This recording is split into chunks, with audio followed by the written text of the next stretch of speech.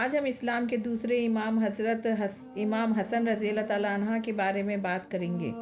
حضرت حسن اسلام کے دوسرے امام اور حضرت علی شیر خدا کے بڑے بیٹے تھے۔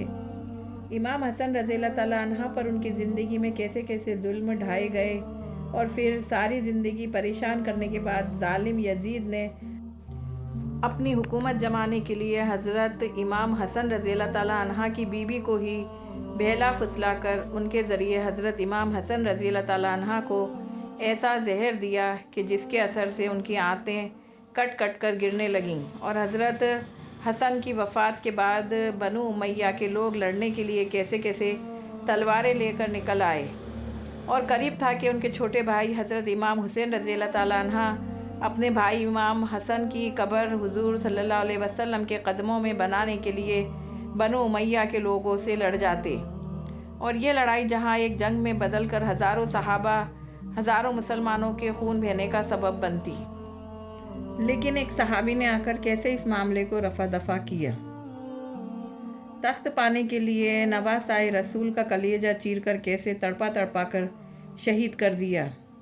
حضرت امام حسن رضی اللہ تعالیٰ عنہ جس دن زہر دیا گیا وہ اسلامی تاریخ کا سب سے دردناک دن تھا۔ ان کی داستان سن کر سخت سے سخت دل انسان بھی اپنے آنسو نہیں روک پاتا۔ حضرت امام حسن رضی اللہ تعالیٰ عنہ کو ان کی زندگی میں کئی بار زہر دیا گیا، لیکن اللہ نے حضرت حسن کی حفاظت فرمائی۔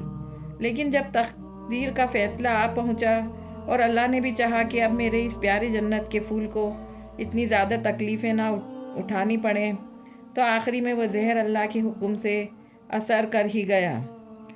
حضرت حسن نے تو زہر دینے والے کا نام تک نہیں بتایا، لیکن تاریخ لکھنے والوں نے جو لکھا ہے وہ ہم آپ کے سامنے پیش کریں گے۔ یزید نے حضرت حسن رضی اللہ تعالیٰ عنہ کی بیوی یزدہ کو بہلا پھسلا کر اس بات پر راضی کر لیا کہ وہ حضرت امام حسن رضی اللہ تعالیٰ عنہ کو ایسا زہر دے کہ دوبارہ اٹھ نہ سکیں۔ یزید نے حضرت حسن رضی اللہ تعالیٰ عنہ کی بیوی سے کہا کہ اگر تم اپنے شوہر کو زہر دے کر مار دو گی تو میں تم سے شادی کر لوں گا اور تمہیں محل کی رانی بنا کر خوشی دوں گا۔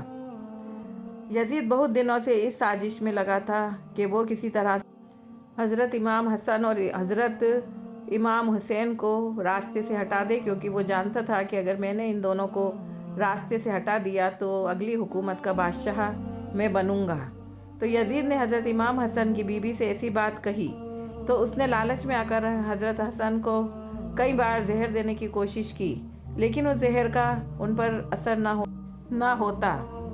آخر ان کی بیوی یزدہ نے ایک ہیرے کو بہت اچھی طرح سے پیس کر اسے پانی میں ملا دیا اور پھر وہ پانی اس گھڑے میں ڈال دیا جس سے حضرت حسن رات میں اٹھ کر پانی پیا کرتے تھے۔ سن 50 ہجری 27 صفر کی رات حضرت حسن رضی اللہ تعالیٰ عنہ سو رہے تھے کہ اچانک انہیں پیاس لگی، تو انہوں نے اپنی بہن زینب کو پکار کر بلایا، اور زینب سلام اللہ علیہ اس وقت مصلی پر بیٹھی اللہ کی عبادت کر رہی تھیں۔ بڑے بھائی کی آواز سن کر جلدی سے ان کے پاس پہنچی تو حضرت حسن رضی اللہ تعالیٰ عنہ نے کہا، اے میری پیاری بہن، میں نے ایک عجیب سا خواب دیکھا ہے، وہ سنانا چاہتا ہوں۔ حضرت زینب نے کہا، جی بھائی فرمائیے۔ تو حضرت حسن نے بتایا کہ میں نے خواب میں دیکھا کہ میرے نانا جان حضور اقدس صلی اللہ علیہ وسلم اور میرے والد حضرت علی اور میری امی حضرت فاطمہ رضی اللہ تعالیٰ عنہ، یہ سبھی لوگ مجھے جنت کی سیر کرا رہے ہیں۔ میں نے اپنے نانا حضور صلی اللہ علیہ وسلم سے شکایت کی کہ اے میرے پیارے نانا جان، آپ کے جانے کے بعد مدینہ میں مجھے اور میرے بھائی کو بہت ستایا گیا، میرے ماں باپ کو گالیاں دی گئیں، اور پیارے نبی فرمانے لگے، پریشان نہ ہو، تم بہت جلد مجھے ملنے والے ہو۔ یہ بات جیسے ہی حضرت زینب نے سنی تو آنکھوں میں آنسو بھر کر رونے لگیں اور سمجھ گئیں کہ اب میرے بڑے بھائی حسن کے ساتھ کیا ہونے والا ہے۔ والد اور والدہ نے تو بہت پہلے ہی ساتھ چھوڑ دیا تھا، اب اس معصوم بہن کا اس دنیا میں ایک ہی سہارا دونوں بھائی حسن اور حسین تھے۔ جب اپنے بھائی سے ایسی بات سنی تو خود پر قابو نہ رکھ سکیں اور آنکھوں سے بے اختیار آنسو بہنے لگے۔ حضرت حسن رضی اللہ تعالیٰ عنہ نے کہا کہ بہن، مجھے پیاس لگی ہے، تم جا کر میرے گھڑے سے میرے لیے پانی لے آؤ۔ حضرت زینب پانی بھرنے چلی گئیں۔ بیچاری بہن کو یہ خبر ہی نہیں تھی کہ جس چیز سے وہ ڈر رہی ہیں آج وہی سب کچھ ہونے والا ہے۔ بہن نے گھڑے سے پانی نکالا اور اپنے بھائی حسن کے پاس رکھ دیا۔ یہ وہی گھڑا تھا کہ جس میں حضرت حسن کی بیوی نے زہر ملایا تھا۔ اب حضرت حسن رضی اللہ تعالیٰ عنہ نے جیسے ہی وہ پانی پیا تو پہلے تو کچھ محسوس نہ ہوا، مگر تھوڑی دیر بعد اچانک وہ اندر ہی اندر آنتوں کو کاٹنے لگا اور پھر خون کی الٹیاں شروع ہو گئی۔ اس زہر کے اثر سے آنتیں کٹ کٹ کر باہر گرنے لگی۔ یہ دیکھ کر حضرت زینب بہت ڈر گئیں اور رونے لگی۔ تاریخ لکھنے والوں نے لکھا ہے کہ اس زہر نے حضرت حسن کی آنتوں کے 100 ٹکڑے کر دیے اور 3 دن تک انہیں خون کی الٹیاں آتی رہیں۔ زہر کے اثر سے چہرہ بالکل ہرا پڑ گیا۔ ان 3 دنوں میں حضرت حسن ایسی تکلیفوں سے گزر رہے تھے کہ اگر وہ تکلیفیں کسی پہاڑ پر بھی ڈال دی جاتی تو شاید وہ بھی برداشت نہ کر پاتا، لیکن اب آج کوئی مدینے میں آ کر دیکھ لے کہ حضور کا نواسہ کیسے زہر سے تڑپ رہا ہے۔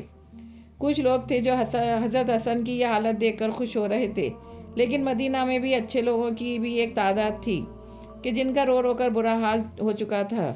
حضرت زینب تو بیچاری اپنے بڑے بھائی حسن کو دیکھتی جاتی اور ایک خاموش فریاد کے ساتھ اللہ کے حضور جھولی پھیلا کر دعائیں مانگتی، اے میرے اللہ میرے بھائی کو ٹھیک کر دے۔